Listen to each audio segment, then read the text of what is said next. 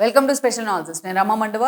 ఈరోజు అనాలిసిస్లో భాగంగా మనం తీసుకోబోతున్న టాపిక్ ఏంటంటే, ఈసారి రోజాకు నగరీ టికెట్ లేనట్టేనా అని చెప్పేసి నేను ఒక టైటిల్ పెట్టాను. గత కొంతకాలంగా ఇదే ప్రచారం జరుగుతూ ఉంది రోజాకి సంబంధించి. తన ప్రచారం ఎంత జరుగుతున్నా తను మాత్రం మిగతా విషయాల మీద ఫోకస్ పెట్టదు. ఓన్లీ తన నోటి మీద మాత్రం ఫోకస్ పెడతా ఉంది. అందుకే ఏదో ఒక రూపంలో వార్తల్లోకి ఎక్కుతూనే ఉంటుంది వైఎస్ఆర్సీపీ నుంచి.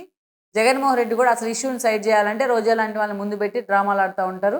అందుకే పూర్తి స్థాయిలో తాను చెడ్డ కోతి వనమల్లా చేర్చిందని చెప్పేసి మొత్తం రోజా పూర్తి స్థాయిలో వైఎస్ఆర్సీపీని కూడా సమాజ్ చేయించిందాకా ఆమె ఈరోజు రాజకీయాలను తప్పుకునేలాగా మనకు కనిపించట్లా.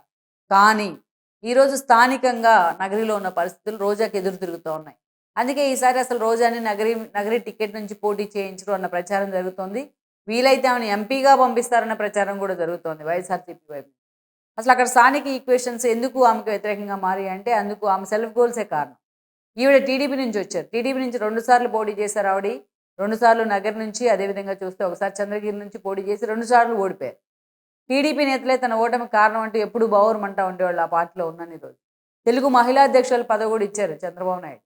అయితే వైఎస్ రాజశేఖర రెడ్డి రెండోసారి గెలిచిన తర్వాత ఆయన బొకే ఇచ్చారు. ఆయన హెలికాప్టర్ ప్రమాదంలో చనిపోయారు. తర్వాత జగన్మోహన్ రెడ్డి కలిశారు. ఆయన జైలుకి వెళ్ళారు. గంగాభవాని లాంటి వాళ్ళు ఆ రోజు కాంగ్రెస్ మహిళా అధ్యక్షురాలుగా ఉండి వార్న్ చేశారు ఈవిడని. ఐరన్ లెగ్ అని ఇమేజ్ ఇచ్చింది కూడా ఆవిడే.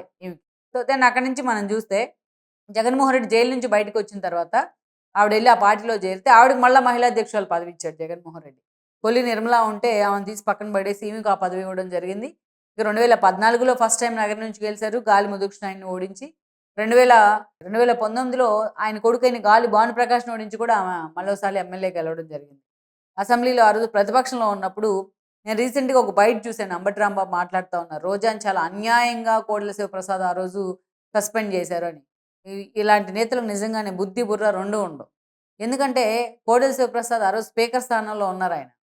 రోజా హావభావాలు ఒకసారి అంబటి రాంబాబు లాంటి వాళ్ళు ఆ రోజు రోజా బిహేవ్ చేసిన విధానాన్ని ఒకసారి వీడియో తీయించి, వీడియో తెప్పించుకొని అసెంబ్లీ రికార్డ్స్‌లో ఉంటుందది. తెప్పించుకొని లేకపోతే జగన్మోహన్ రెడ్డి ఆఫీస్‌లో వాళ్ళ మీడియా ఆఫీస్‌లో డిజిటల్ లైబ్రరీ ఉంటుంది. దాంట్లోకెళ్ళి చూస్తే తెలుస్తుంది రోజా ఎంత దారుణంగా బిహేవ్ చేసింది ఆ రోజు అనేది. ఆ రోజు పీతల సుజాత మంత్రిగా ఉంటే ఆమె హావభావాలతోని చాలా దారుణంగా ఆమెను ఎగతాళి చేసి, గేలి చేసే ప్రయత్నం చేసింది. ఇంకా చాలా దారుణాలు చేసింది. అనితని కూడా హ్యూమిలేట్ చేశారు. ఆ రోజు హోంమంత్రిగా ఇప్పుడు హోంమంత్రిగా ఉండి ఆ రోజు ఎమ్మెల్యేగా ఉన్న అనితని. ఆవిడ కన్నీళ్ళు కూడా పెట్టుకున్నారు అసెంబ్లీ వేదికగా. సో ఇవన్నీ అంబటి రాంబాబు చూస్తే ఒకసారి క్రాస్ వెరిఫై చేసుకోవాలా. ఆ పార్టీలో ఇంతమంది లీడర్లు ఉన్నారు బూతులు మాట్లాడేవాళ్ళు. నాని దగ్గర నుంచి వంశీ దాకా, రోజా దగ్గర నుంచి అటు ద్వారంపూడి దాకా. అంబటి రాంబాబు ఎప్పుడూ కూడా అటు అసెంబ్లీ అయినా, ఇటు బయటైనా ఎక్స్ట్రార్డినరీగా మాట్లాడుతూ ఒక్కోసారి ఎక్స్‌టెంపోగా మాట్లాడతారేమో గానీ, ఏ రోజు ఆయన నోట్లోంచి ఒక బూతు కూడా వచ్చి ఉండదు అంబటి రాంబాబు నోట్లోంచి.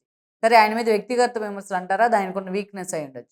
కానీ ఏ రోజు కూడా అటు అసెంబ్లీలో గానీ, ఇటు బయట గానీ ఆయన హుందాగానే ఉన్నారు. పొరపాటున ఎప్పుడు ఆయన బూతులు మాట్లాడిన సందర్భాన్నయితే మనం చూడం మిగతా లీడర్స్ లాగా. మరి అలాంటి నేతను ఈరోజు రోజాని వెనకేసుకొని వస్తా ఉన్నారు. ఎక్కడో చూశాను సంక్రాంతి సంబరాల్లో పాల్గొన్న తర్వాత రోజా గురించి మాట్లాడుతా ఉన్నారు. సరే ఆ అంశం పక్కన పెడితే, ఈరోజు రోజాకి అంత ప్రతికూల పరిస్థితులు ఎందుకు ఎదురవుతున్నాయంటే, మంత్రిగా ఉండి రెండోసారి ఎస్పెషల్లీ గెలిచిన తర్వాత ఆమె చేసిన అరాచకాలే. టీటీడీ ఏదైతే ఈరోజు విజిలెన్స్ ఎంక్వైరీ చేస్తే రోజా బాగోతాలన్నీ బయటపడతాయి టీడీటీలో. అడ్డం పెట్టుకొని పూర్తి స్థాయిలో తన మంత్రి పదవిని ఎంతమందిని ప్రోటోకాస్ట్ చేయించింది, ఎంతమందిని దర్శనాలు చేయించింది అనేది మొత్తం తీగలాగాల ఈరోజు. అంతేకాదు ట్యాబ్ చైర్మన్ అయిన బైరెడ్డి సిద్ధార్థ రెడ్డిని అడ్డం పెట్టుకొని 140 కోట్లు కొట్టేశారు ఇద్దరుని. ఈరోజు అనిమిన్ రవినాయుడు కూడా ఎండార్స్ చేస్తున్నారు. రోజా అండ్ సిద్ధార్థ్ ఇద్దరు అరెస్ట్ కాబోతున్నారని. ఇవి కాక టూరిజం శాఖ మంత్రి మినిస్టర్‌గా ఉండి వైజాగ్ రిషికొండలో జగన్మోహన్ రెడ్డి ఇల్లు కట్టుకోవడానికి ఆవిడ పర్మిషన్ ఇచ్చింది. అందుకు ప్రతిఫలంగా ఆవిడకి బెంచ్ కార్ ఇచ్చారని చెప్పి భానుప్రకాష్ ఇటీవలే బాంబు కూడా పేల్చున్నారు. సో కారణాలు ఏవైనా బట్ ఒక టూరిజం శాఖ మినిస్టర్‌గా ఉండి ఆవిడ ఆ భవనాలకి అనుమతులు ఇవ్వడం చాలా బ్లండర్. సో ఇలా ఎన్నో అరాచకాలు ఉన్నాయి రోజా ఖాతాలో. సరే ఇవన్నీ పక్కన పెడితే పెద్దిరెడ్డితో థ్రెట్ ఎప్పటినుంచో ఉంది. పొలిటికల్ థ్రెట్ ఎన్నో సార్లు కన్నీళ్ళు కూడా పెట్టుకున్నారు కానీ ఆవిడ జగన్మోహన్ రెడ్డి పట్టించుకోలా. ఎందుకంటే వెన్ కంపేర్డ్ విత్ రోజా పెద్దిరెడ్డే ఆయనకి ప్రయారిటీ అవుతారు జగన్మోహన్ రెడ్డికి. రోజా కాదు. రోజా కాలేదు కూడా. ఇక మొన్నటి ఎన్నికల్లో 45,000 ఓట్లతో ఓడిపోయింది ఆమె నోటి దురుసు కారణంగానే. ఇట్లాంటి ఒకరిద్దరు నేతలే వైసీపీ నిండా ముంచేశారు మొన్నటి ఎన్నికల్లో. అది ఎవ్వరు కాదనలేని వాస్తవం. ఉండేది పాపము ఆ పిడికెడు మందే ఇలా దారుణాలుగా మాట్లాడేవాళ్ళు. దారుణంగా మాట్లాడేవాళ్ళు. కానీ ఆ పిడికెడు మంది కారణంగానే పార్టీ ఈరోజు డిఫెన్స్‌లో పడుతున్న పరిస్థితి అయితే ఉంది. దెన్ మొత్తం రోజా ఓడిపోయిన తర్వాత గ్రౌండ్ చాలా ఖాళీగా ఉంది. నగరం అంతా పీస్‌ఫుల్‌గా ఉంది. కానీ ఏదో ఒక ఇష్యూలో ఆమెతోని మాట్లాడించాలని జగన్మోహన్ రెడ్డి అనుకున్నారు. ఆవిడ మళ్ళా పార్టీలో యాక్టివ్ కావాలంటే పెద్దిరెడ్డి వర్గాన్ని సస్పెండ్ చేయాలని కోరితే జగన్మోహన్ రెడ్డి కేజే కుమార్‌ని, కేజే శాంతిని సస్పెండ్ చేశారు. అప్పటి నుంచి మళ్ళా ఆవిడ రెచ్చిపోతా ఉంది. ఇటీవల నిండ్ర, విజయపురం మండలాలకు సంబంధించిన ఎంపీపీ ఎలక్షన్ల తర్వాత ఆమె ఏ స్థాయిలో ఏ భాష వాడిందో మనం చూసాం. అందుకే ఆవిడని మొహం మీద మొహం పగిలేలాగా ఆ నేతలంతా వచ్చి ఏదైతే రెడ్డి గారి చక్రపాణి రెడ్డి ఆధ్వర్యంలో మొత్తం అందరూ కూడా ప్రెస్ మీట్ పెట్టారు. ఎంత వైరల్ అయిందో ఆ ప్రెస్ మీట్ అసలు. వాళ్ళు మాట్లాడిన మాటలు. మొత్తం భాగవతం మొత్తాన్ని చిన్నతనం నుంచి బయటపెట్టే ప్రయత్నం చేశారు. అందుకే ఈరోజు పూర్తిగా సైలెంట్ అయిపోయింది.